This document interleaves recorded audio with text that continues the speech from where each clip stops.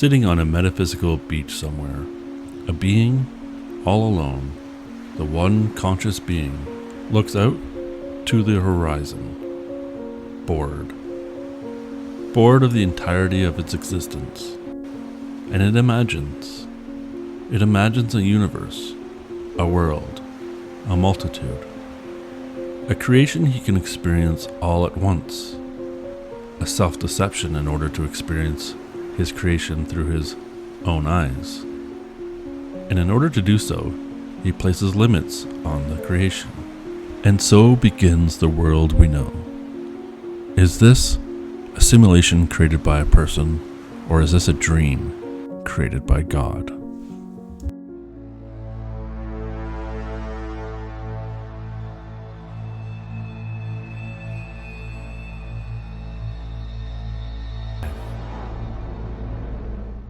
Simulation theory has been popularized in our culture. I've talked about it in a previous video, and it's become popular because there's an almost intuitive feeling that something is right about it. Something we can't always put our finger on or explain with language. The same can be said for the feeling of God as a creator of this realm. Many mystics state that this world, this physical reality, is an illusion that we can awaken from, like a dream to the true reality. Both of these scenarios touch us on an intuitive level. In some part of our psyche, we feel it's true in some way.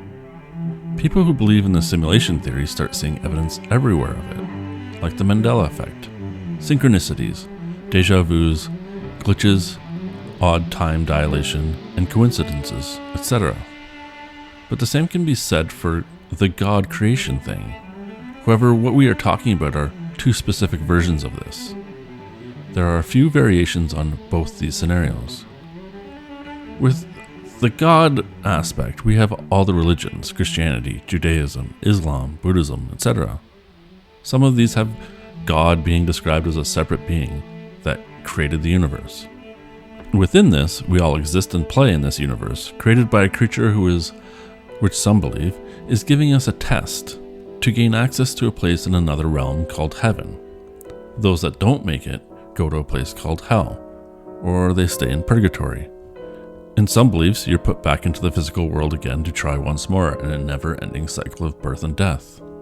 In simulation theory, we have also many variations. We have a simulation called ancestor simulation, where we are all just avatars allowing our future ancestors to watch and observe our lives through us. There's another concept that we're plugged in, or some of us are plugged into this matrix, that we're conscious entities outside of this world, and we are either willing participants in this matrix, or we are prisoners here. Another aspect is that we're all just a simulation, and that there is no conscious entity outside of that which may be observing this simulation. In the God version, this would be akin to atheism and the materialist worldview. We are all just randomly created, emergent phenomena in a physical universe. They are extremely synonymous, and it is often pointed out that believers in the simulation theory are just replacing religion for a secular philosophy that replaces that which modern society for the most part has left behind. But why is there that need that we have inside us? That if we lose our religious ways, we need to replace it with a new religious belief, one where a computer program is more acceptable than a conscious being. They are essentially providing the same structure of reality, that somehow life is not exactly how it seems, that it's false, or that there's something more to this reality. If God is everything, He is you, and there is only you, and that you are God that has deceived himself in order to, well, not be bored, and to experience things in his imagination. He places limits or parameters on there in order to keep himself self-deceived. Shakespeare said long ago, "Life is but a stage," meaning we are all actors in this play we call life, and that life in reality is a fabrication. This feeling has been with us a long, long time. When we take it to the modern world, we can say life is but a game. God has divided itself up and imagined this world, and he inserts himself into basically a video game. He has placed limits to this game and experiences it through the game's playable character, which is you. Your backstory, your birth, is all an illusion. All the other characters, an illusion.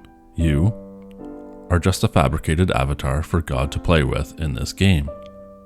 In order to experience it, not in God mode where it's too easy, God placed limits on itself and created an ego for the character and created a false memory. And the object of this game is to eventually realize what you are, or not realize what you are. To realize you are God and God is you, and thus awaken, and of course, ending the game. This is essentially just what a simulation would be. Replace God with a being, a person or alien, and you get the same exact situation. The difference between the two is that one has meaning and one has no meaning. We could say the reason our society starts leaning to a simulation rather than a construct of consciousness is our reliance and over-reliance on technology, our despiritualization of our culture. Our larger culture, more comfortable with the logical and cold statistical and machine-based fabricated reality, as opposed to a consciousness-based constructed reality, because we're more comfortable with machines and computer games and simulations than we are with the spirit within us. Rationality has killed the spirit inside the modern man. When one thinks about the simulation theory, it's actually more often conceptualized by people thinking that everything is simulated, that there is no conscious being interacting with ourselves, that at best it's just being observed. And often you hear, if we are in a simulation, then nothing really changes for us, because from our perspective, it's all the same. This concept is so foreign to me, so disheartening, and so short-sighted that it's hard for me to conceive that everyone or anyone really believes that. It's a failure to ask questions, because if you are in that type of simulation, then something still created it, and there is a reason that it was created, and we know that at least you have consciousness within this. So that has to mean something. The idea that we are all simulated still means there is something else out there that isn't in this realm. And that means it's accessible on some level. And to me, that means everything. The point behind whichever reality is true is the question, the only question that matters. For that is what all this reality, this construct, is about. What is the reason we are in this construct? If it's a simulation, what is the reason we are being simulated? Is it for the observer, or is it for us? If there is an observer, and we exist because of this observer, then we are being used for the observer to experience this reality. Then are we not also the observer by extension? If the point is to merely do something else's bidding, I think a lot of us would decide to get off the train. But if the experience of life within the construct is the purpose, then our experience takes on a different meaning. And meaning is the one thing humans need to keep its singular and collective sanity. I think we can all look around and see that the de-emphasis on meaning and what it does to human society. Dystopia really means a life without meaning. Let's do a thought experiment here. You are the only playable character in this computer-generated simulation. The creator of the simulation is playing with you as their playable character, experiencing all that you do in life and existence. All the other characters, good and bad, are created by the same entity that is playing through you. Now, if this is just a game, and the entity who created this just wants to see all the things you can do, will do, just to experience its creation out of curiosity or boredom, doesn't really care what you do, would that alter the way you live your life and regard other people you interact with? If you had this knowledge knowing it's just a game, and everyone else isn't actually real, meaning you really could just do whatever you wanted to them, and that any consequences were just a part of the game, and doesn't really matter, would you act and behave differently than you do now? Everyone else is a simulation, so what would it matter? Now, let's do the same thing with a conscious entity dividing itself up and self-deluding itself to experience life. Creates a reality from its imagination, and you are this entity, and everything that is created is from you. But you don't remember doing it. So while everything but you is an illusion and a construct, it's reality a part of you. How would this change how you go about life, and how you think about life? Would it change at all? the meaning behind whatever this construct is the question, and the only one that ultimately matters, because it is the difference between nihilism and existentialism. This can also address things that modern society does not address very well, and that is the problem of the ego. If destroying the ego or modifying it, or attaining control or awareness of the ego, is the key to unlocking the memory and access to the consciousness, this can benefit a person by reducing or getting rid of anxiety, behavioral problems, and problems in one's life in general. Whereas the simulation leaves us where modern society likes to leave us, a victim of random circumstances, only fixed by pharmaceutical companies and consumption. In our society, we of course have two extreme sides.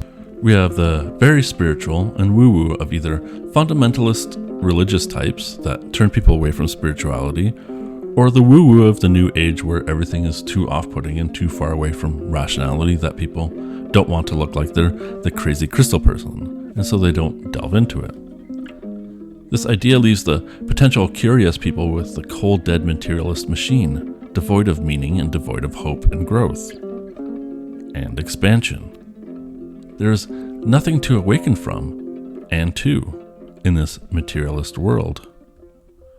Of course, if we were to believe in the God construct, where everything is of one consciousness, then both of these scenarios are true. The simulation theory still falls within that construct because everything that the God consciousness or universal consciousness can think of and imagine exists and is in a reality in some mindset. They are all constructs, and so is everything that is not within the singularity of that consciousness, since nothing can exist outside of the one consciousness. And this begs the question, is there really an out with this scenario as well? There is, after all, no beginning and no end. But if you're like me, you feel like there's no other real question worth answering. Let me know what you think. Tell me in the comments below. Please like and share and subscribe and hit the notification bell. It's what will really help this channel grow. Thank you so much for watching, and I will talk to you next time.